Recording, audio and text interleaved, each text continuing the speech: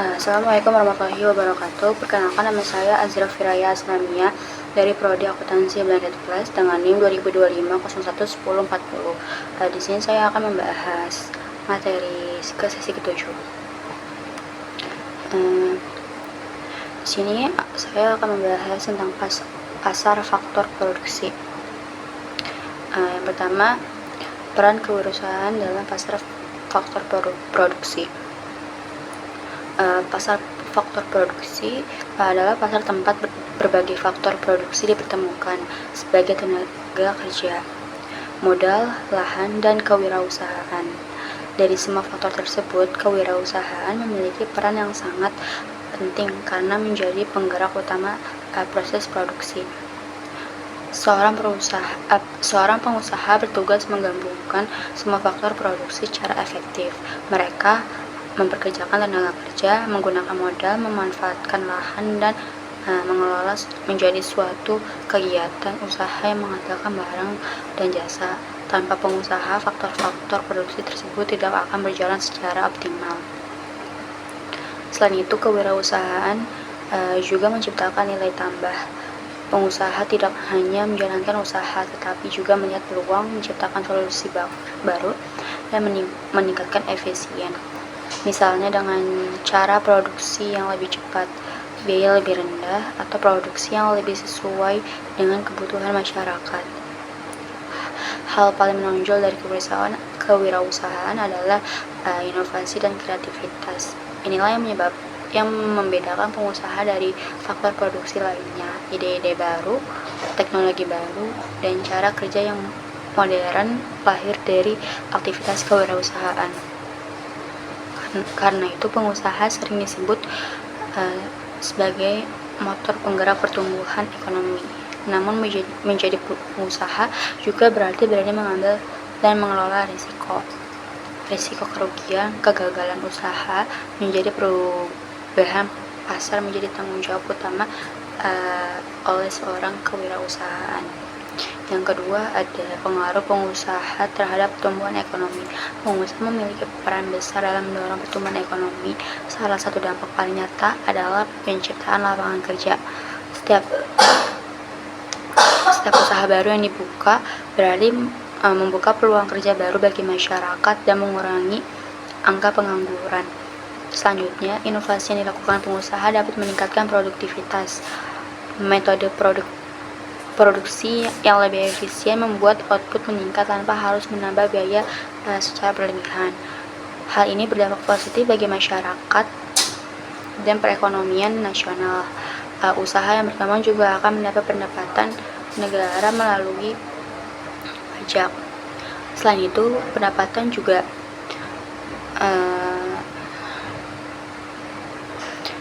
meningkatkan masyarakat karena pekerja juga ikut membesarkan penerima negara secara tidak langsung.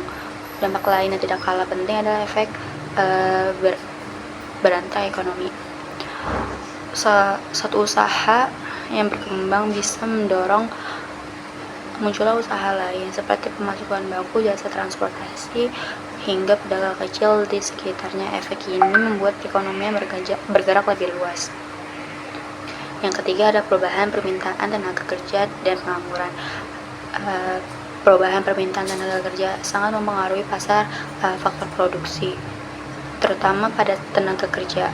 Ketika permintaan terhadap suatu barang dan jasa meningkat, perusahaan akan menambah tenaga kerja. Akibatnya jumlah pekerjaan bertambah dan upah cenderung naik.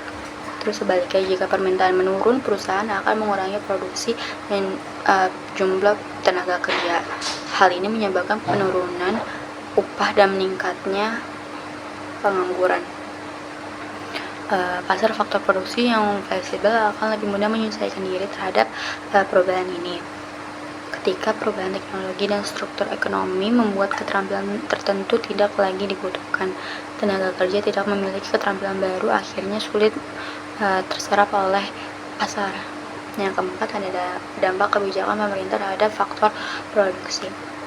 Pemerintah memiliki peran besar dalam mengatur pasar faktor produksi melalui berbagai kebijakan. Salah satunya paling nyata adalah kebijakan upah minimum regional atau UMR. Tujuan UMR yaitu melindungi tenaga kerja agar mendapatkan penghasilan yang layak. Kebijakan ini berdampak positif bagi pekerja karena meningkatkan kesejahteraan. Namun di sisi lain, bagi sebagian perusahaan, terutama usaha kecil, upah yang terlalu tinggi bisa menjadi beban dan justru mengurangi tenaga kerja yang direkrut. Selain itu, regulasi industri juga mempengaruhi biaya produksi dan tingkat persaingan. Regulasi yang terlalu ketat bisa menekan investasi, sementara regulasi yang seimbang dapat menciptakan iklim usaha yang sehat dan melindungi tenaga kerja. Yang kelima yaitu ada studi kasus kekurangan tenaga kerja terampil. Dalam kasus ini, perusahaan manufaktur yang kekurangan tenaga kerja terampil dampaknya sangat terasa pada proses produksi. Produktivitas menurun karena pekerjaan menjadi lebih lambat dan kurang efisien.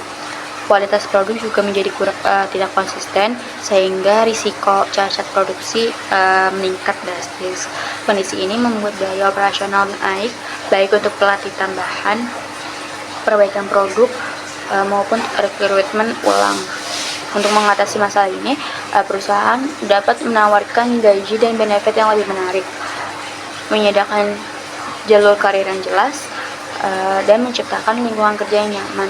Kerjasama dengan SMK, universitas, atau balai pelatihan juga menjadi solusi penting, termasuk menyediakan pelatihan internal bagi calon pekerja. Yang keenam ada dampak peningkatan investasi di daerah kaya sumber daya alam. Itu peningkatan investasi daerah sumber daya alam akan meningkatkan permintaan tenaga kerja. Hal ini mendorong kenaikan upah dan membuka banyak peluang bagi masyarakat kecil. Investasi juga menyebabkan kenaikan harga lahan karena kebutuhan akan ruang produksi dan infrastruktur meningkat. Selain itu, masuknya modal fisik dan teknologi baru membuat proses produksi lebih efisien dan meningkatkan kebutuhan tenaga kerja terampil. Bagi masyarakat lokal, dampak positifnya antara lain lapangan kerja bertambah, pendapatan meningkat, dan ekonomi lokal lebih hidup. Namun ada juga dampak negatif seperti kenaikan biaya hidup, ketimbangan pendapatan, risiko kerusakan lingkungan, dan perubahan sosial. Secara keseluruhan, faktor produksi, kewirausahaan, tenaga kerja, kebijakan berminta, dan investasi saling berkaitan erat. Pengelola yang seimbang sangat dibutuhkan agar pertumbuhan ekonomi tidak hanya meningkat, tetapi juga memberikan manfaat yang adil bagi masyarakat. Sekian dari presentasi materi saya kali ini. Kurang lebih mohon maaf. Wassalamualaikum warahmatullahi wabarakatuh.